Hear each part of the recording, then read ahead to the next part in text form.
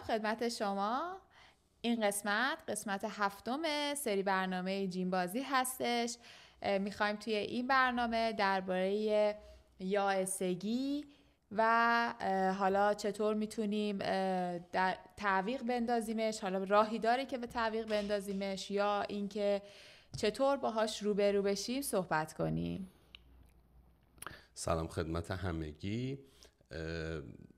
برنامه ها جوری ساخته میشه که نسبت به سوال هایی که شما پرسیدید و دغدغه هایی که دارید انجام بشه و یکی از دغدغه های دوستان نسبت به سوالایی که از من میپرسیدن این بود که مثلا ما یائسه شدیم چیکار کنیم، ورزش دیگه نمیتونیم بکنیم، متابولیسممون پایین میاد و یه ذره میخوایم راجع به این موضوع صحبت کنیم.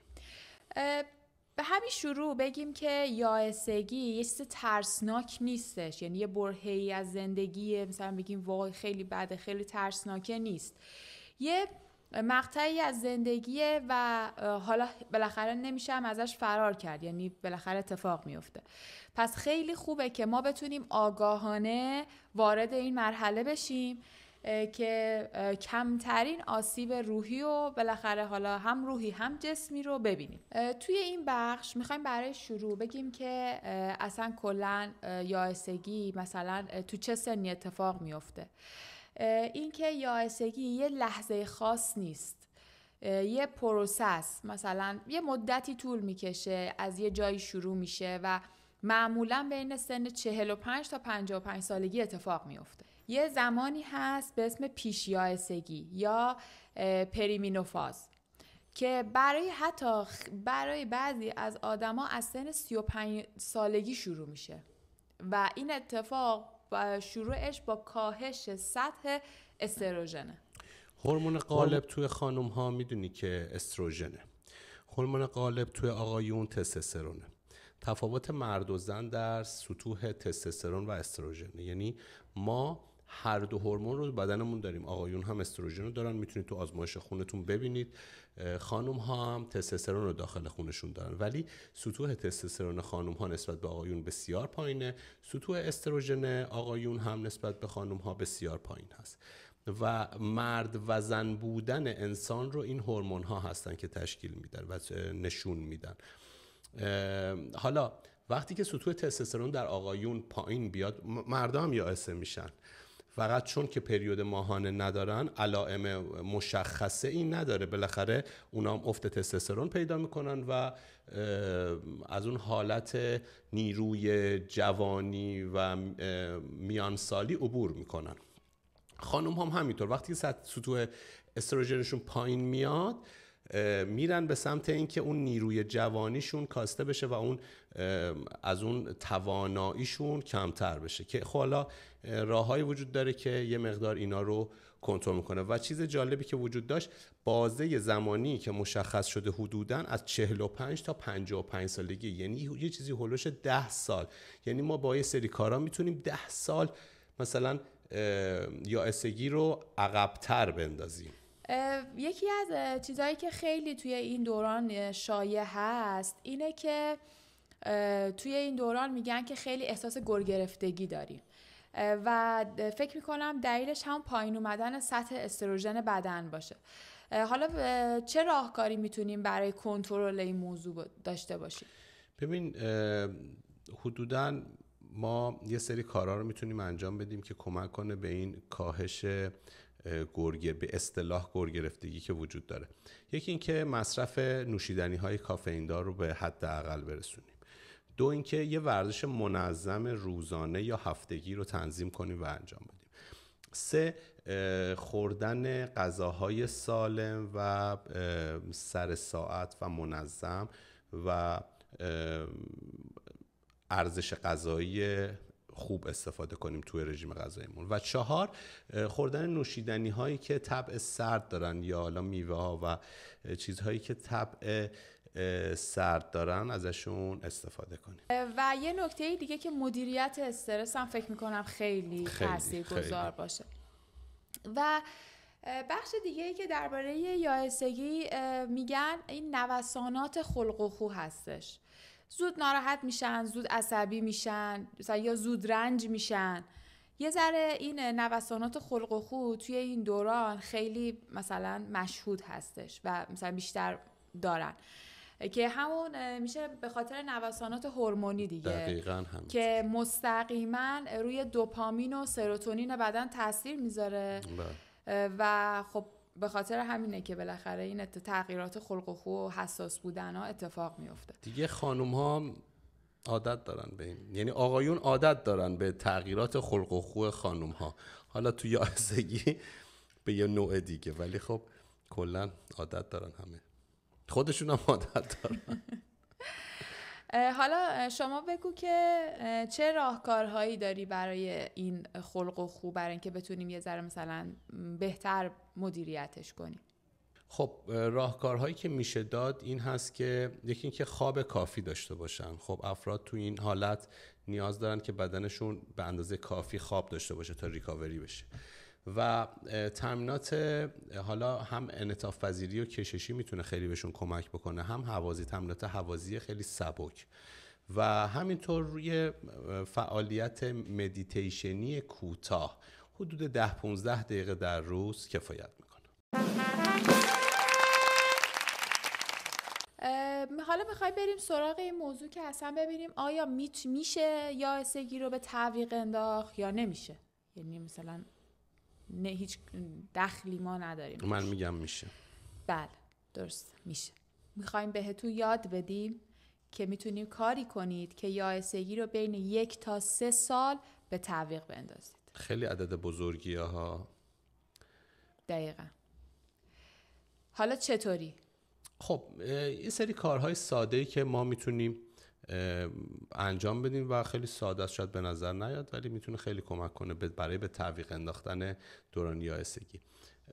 و یکیش ورزش منظم روزانه هستش، به ویژه ورزش مقاومتی. ذکر شده ورزش مقاومتی یعنی چی؟ اصلا ورزش مقاومتی یعنی چی؟ خیلی جالبه. آره برام یه ذره توضیح بده. رزیستنس ترینینگ یعنی ورزش مقاومتی، یعنی وقتی که یک مقاومتی در مقابل عضلات و بدن شما قرار میگیره. آیا شنا کردن ورزش مقاومتی محسوب میشه؟ پیاده روی ورزش مقاومتی محسوب میشه؟ خیر. مقاومت آب مقاومت قابل توجهی نیست که برای عضلات شما یه شناگر نمیبینی که اندام خیلی ورزیده‌ای داشته باشه، شاید یه دایت خوبی داشته باشه و به خاطر شنای زیادی که داره میکنه اندامش متناسب باشه ولی ورزیده نخواهد بود. ولی کسانی که کار با دستگاه میکنن، کار با وزنه میکنن، توده عضلانی به دست میارن و به اون ورزش ها اطلاق میشه ورزش مقاومتی که بسیار ورزش مفید فایده‌ای هست. از تنها ورزشیه ورزش مقاومتی که شما از سنین کوچیک میتونی تا کهنسالی میتونی تجویز کنی و پزشک تجویز میکنه برای بچه‌ها که میتونن انجام بدن. و راهکار بعدی هم بازه وزنی متناسب هست برای افراد، یعنی شما اوورویت نباشی، اضافه وزن نداشته باشی، توی یه وزن مشخصی بدنت قرار گرفته باشه و همینطور خوردن غذاهایی که ضد التهاب هستن. این غذا مثل سبزیجاتی که برگ سبز دارن یا مثلا حتی کرکمین که همون ماده مؤثر اصلی زردچوبه هستش که خب همه ایرانی‌ها تو غذاهاشون استفاده میکنن و مثل ماهی‌های خوب و همینطور مغزها، دانه‌های روغنی که بسیار کمک میکنن. در واقع وقتی که ما التهاب بدنمون رو میاریم پایین، سوخت و ساز بدنمون متعادل‌تر میشه و اون روند کاری عملکرد تخمدان‌ها که مثلا رو به افول میره کنترل شده تر مثلا انجام میشه. خیلی جالبه این موضوع. در مرحله بعدی عامل دوم که برای تعویق انداختن یائسگی هست، کنترل استرس هست. خیلی مهمه که خیلی خیلی مهمه. ما یه برنامه در رابطه با استرس هم داشتیم، استرس و ورزش، اونو حتما ببینید بچه‌ها. دقیقاً اون برنامه خیلی میتونه بهتون کمک کنه. این برنامه که الان عکسش هم اینجا هست حتما ببینید و فکر میکنم دیگه اصلا اون برنامه رو ببینن احتیاجی نیست که ما دیگه راجع به حالا ما مختصر بگیم صحبت اینجا کنیم. ولی عامل اصلی استرس توی بدن، یعنی وقتی که ما نروس میشیم، ترشح هورمون کورتیزول هست که خودش باعث اختلال توی روند تخمک گذاری میشه و در نهایت باعث شروع شدن زودتر یائسگی میشه. یعنی شما اگه استرستو کنترل نکنی و یه آدم عصبی باشی که همیشه نروسه، اصلا نه تنها به تعویق نمیفته، زودتر هم میشه. خیلی جالبه که عامل اکثر بیماری های بد دقیقا و یعنی مثلا بیماری های صعب العلاج رو دارم میگم که خدای نکرده گرفتارش بشن آدم ها، و حتی پیری های زودرس و خیلی اتفاقات عجیب غریب تو بدن همین استرسه. یعنی مثلا طرف دیابت میگیره میبینی ریشه استرسی داره، یعنی اصلا تو بخوای محاسبه کنی میبینی تاثیرگذار نیست، مثلا دیابت خب قند خون رفته بالا ولی اون کورتیزول میاد اون کارو میکنه برات. دقیقاً. تو یه روزم نمیکنه بگی خب من امروز استرس گرفتم فردا دیابت میشم، نه، به خاطر یه بازه است دیگه. یه هایی مثلا 5 سال 10 سال طرف تو استرس شدید قرار میگیره، یه بیماری تو بدنش روشن میشه. دقیقاً. حالا هر کی مستعد خدای نکرده، یکی سرطان میشه، یکی فشار خون بالا میگیره، یکی نمیدونم مشکل کبدی پیدا میکنه. این خیلی یکی از اون عواملیه که ما همیشه دنبال سلامتیم، نمیدونم این غذا رو بخوریم، اون کار رو بکنیم، اینجا کنیم، مراقبت پوستی کنیم. اول از همه به نظر من برای پوستت، برای همه چی استرس رو باید کنترل. دقیقاً. و برای کاهش استرس مثلا میتونن روزی 10 دقیقه یوگا کنن که خیلی ساده است. یه مدیتیشن. خواب شبانه بین 7 تا 8 ساعت خواب شبانه داشته باشن خیلی میتونه مدیریت کنه استرسشونو. و همینطور کم کردن قندها و کافئین. این دوتا هم خیلی به کم کردن استرس. اینا به نظرم درمانه داری میگی. دقیقاً. اینا درمانه. ما اول از همه وقتی که یه بیماری رخ میکنه، یه اتفاقی میفته تو بدن، ما میایم چی میگیم؟ یعنی من به عنوان یه حالا فیزیولوژیست ورزشی تو کارم چی میگم؟ میگم یک، عامل تحریک رو از بین ببر. یعنی اگه مثلا مفصل درد میکنه، اینجا یه دردی ایجاد شده، برای اینکه ما اینو خوب کنیم میایم میگیم اول از همه باید عامل درد رو از بین ببری. درد تو چیه؟ گرفتن یه کیف، ورزش کردن، گرفتن فرمون. اول از همه باید اون رو از بین ببری. یعنی چی؟ میگن که آقا با این دستت کار نکن، بیا با این دستت کار کن، فرمون رو بگیر، کیفتو بگیر. تا اینو حذف نکنی من بیام اینجا پماد بزنم، حتی کورتون بزنم، هر کاری بکنم، این تا حذف نشه این درده میشه یه درد کهنه و مزمن میمونه با من. دقیقاً. پس اول از همه عامل رو باید از بین ببرید. حالا توی استرس هم اون عواملی که داره به ما میدونیم، هممون میدونیم چی میشه که ما به هم میریزیم. یه سری ها رو میشه حذف کرد، حذف کنید. خواهش میکنم ازتون عواملی که استرس بهتون میده رو حذف کنید اگر میتونید حذف کنید. یه سری ها نمیشه حذف کرد، تو زندگیامون جریان داره و نمیتونیم حذف. اونا رو اگه نمیتونیم حذف کنیم باید به پذیرشش برسیم. دقیقا. وقتی که پذیرشش برسیم میدونیم آقا این وجود داره. درسته شاید بخشی از استرسمون بمونه ولی کم میشه، خیلی کاهش پیدا میکنه و کم کم میتونیم بهش غلبه کنیم به خاطر سلامتیمون.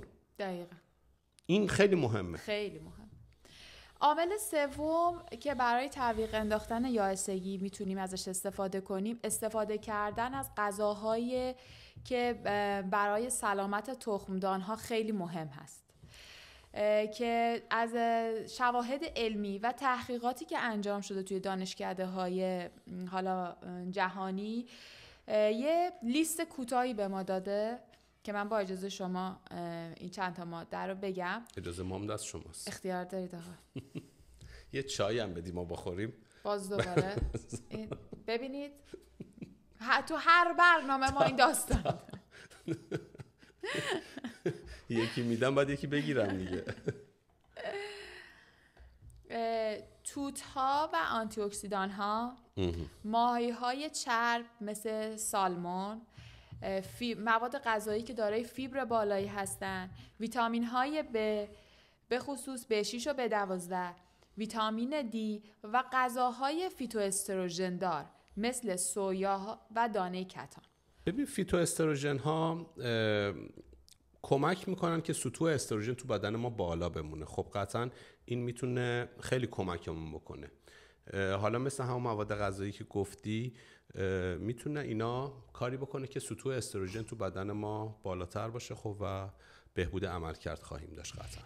حالا بریم سراغ یه عاملی که بدترین عامل برای یائسگی هست که اصلا میتونه بین 1 تا 2 سال یائسگی رو جلو بندازه و اون چیزی نیست جز سیگار. خانومایی که سیگار میکشن اینها اون مواد شیمیایی که داخل سیگار هست به فولیکول‌های تخمدان آسیب میزنه و این خودش باعث جلو انداختن دوران یائسگی میشه. خانمایی که سیگار میکشن با ترک کردن همون سیگار میتونن یائسگیشون رو به تعویق بندازن. چه جالب. و یه کمک خیلی بزرگی به خودشون بکنن. در کل اصلا سیگار کشیدن که حالا نه برای آقایون خوبه نه برای خانوم ها. به نظرم سطوح تستوسترون هم پایین میاره. ممکنه، احتمالا. من فکر میکنم. مطلب بعدی و آخرین عامل سلامت تیروئید و هورمون‌های بدن هستش که میتونه کمک کنه که اون دیرتر وارد فاز پیش یائسگی بدن بشه. در واقع میگن کمکاری تیروئید و کمبود ویتامین دی باعث میشه که شما زودتر وارد فاز یائسگی بشید. اتفاقا داشتی در مورد تو مطلب قبلی گفتی ویتامین دی و حالا گروه ب و اینا رو داشتی میگفتی.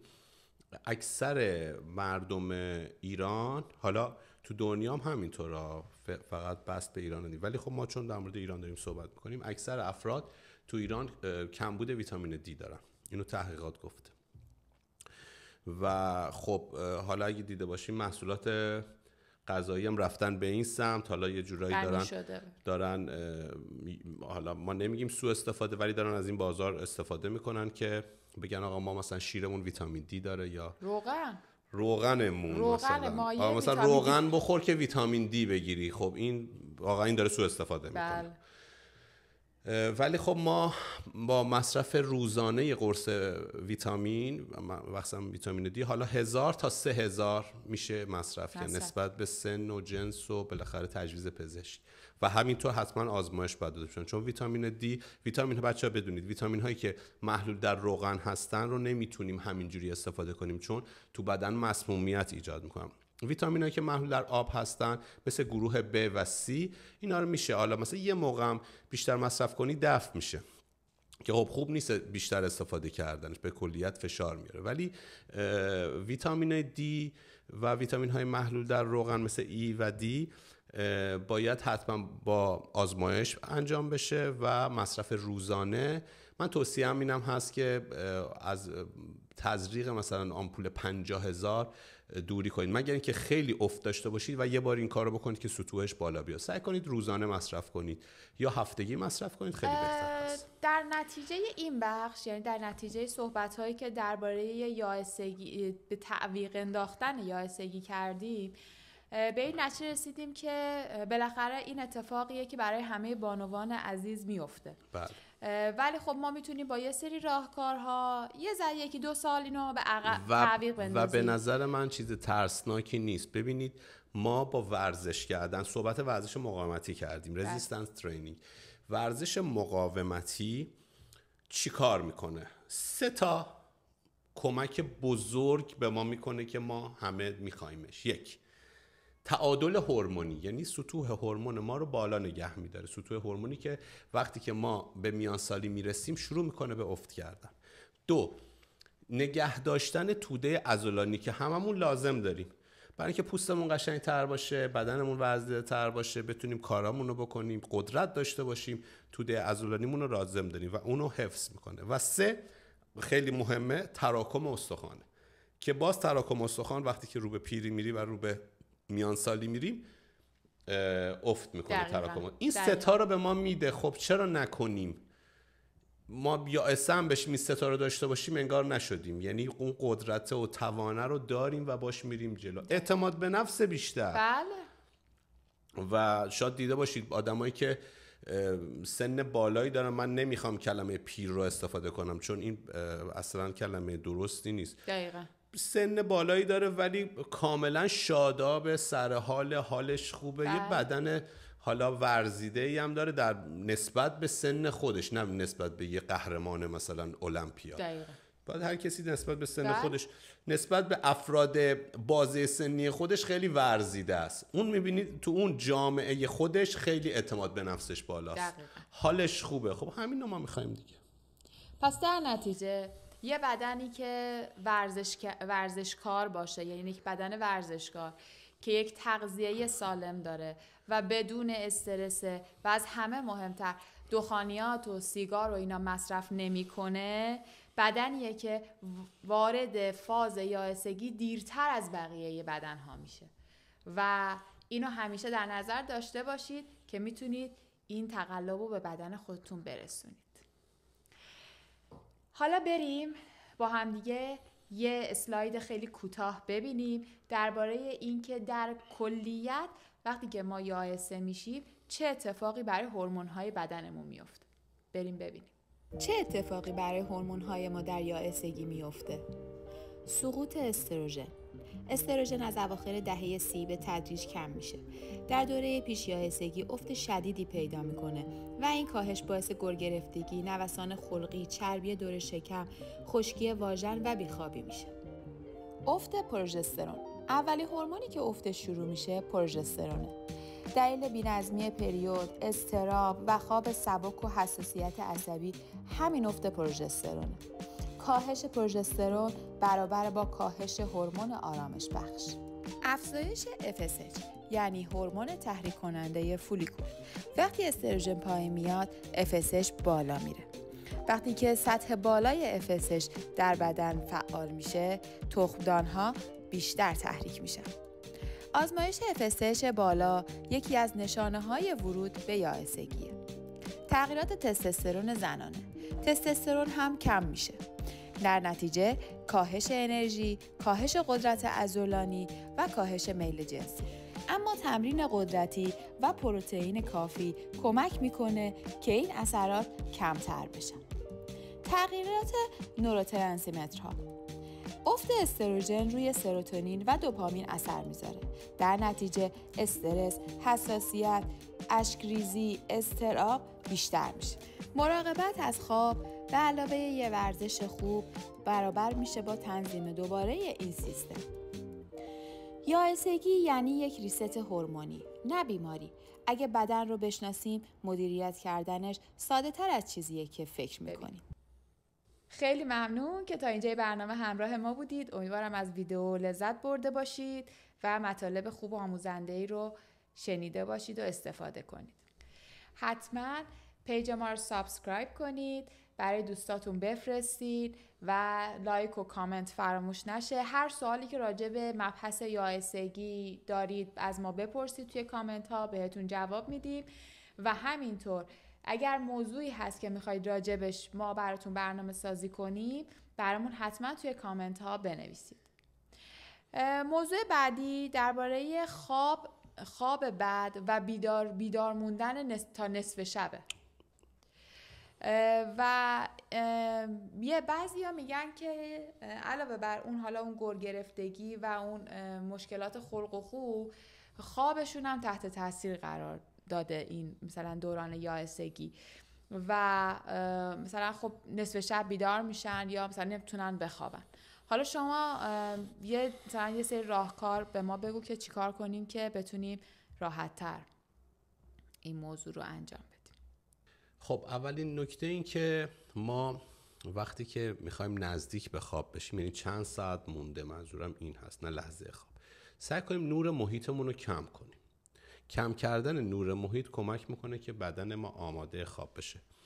دومین نکته این هست که اون محیط و اون محل خوابمون رو خنک کنیم. خیلی گرم نباشه، گرما شما رو نمیذاره بخوابید.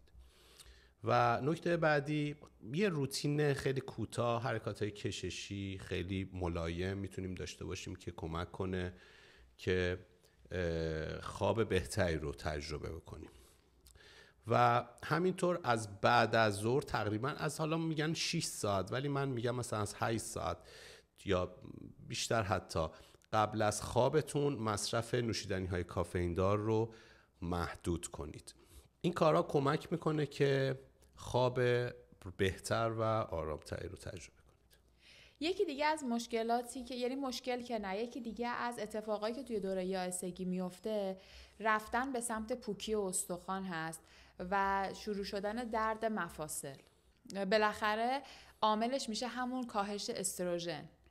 وقتی کاهش پیدا میکنه توی بدن وارد مثلا بالاخره یه ذره انرژی تحلیل میره و استخوان‌ها سریعتر تحلیل میرن. برای این موضوع چه راهکاری شما بر ما داری برای جلوگیری یا حالا مثلا دیرتر اتفاق افتادنش؟ مصرف منظم ویتامین دی و کلسیم خب کمک میکنه به تراکم استخوانمون، این چیز واضحیه. و همونطور که گفتیم وزنه زدن و یه تمرین مقاومتی داشتن که بارها هم تاکید داشتیم روی این موضوع. و در کنار اینها کارهایی که به تراکم استخوانمون کمک میکنه، یکی از اون کارها خوردن منظم کلسیم و ویتامین دی هست که حالا همه میدونن خب کلسیم کمک میکنه به تراکم استخوان.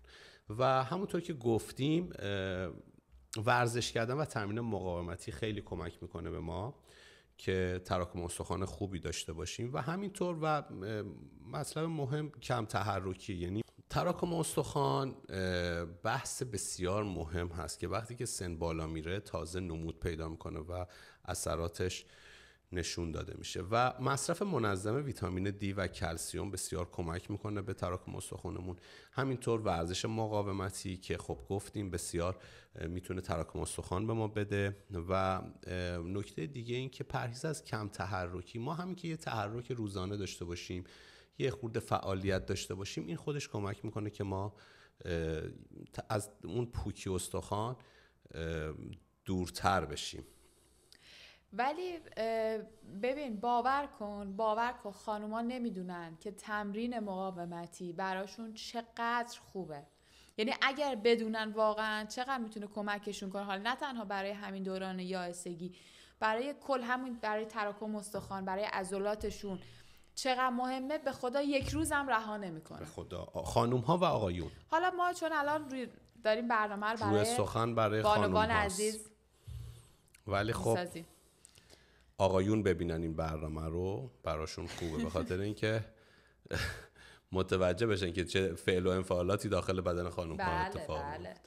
بتونن درک بهتری داشته باشن. همسر یا پارتنر خوب اطلاعات و آگاهی بیشتری لازم داره از خود فرد، چون اون باید درک کنه. چون اون فرد که تو اون موقعیت قرار داره و میفهمه الان گور گرفتم، الان چی شدم خودش داره حس میکنه، ولی اون یکی فرد متوجه نمیشه، در آگاهی داشته باشه. برنامه امروز ما تموم شد.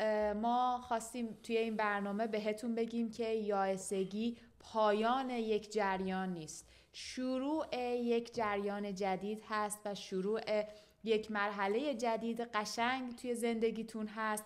بتونید درست مدیریتش کنید، میتونید که چقدر فصل قشنگ و قوی و نیرومندی میتونه براتون باشه. ما اینجاییم که شما بدونید شما تنها نیستید و بدنتون دشمنتون نیست، فقط داره ریست میشه و وارد مرحله جدیدی میشه.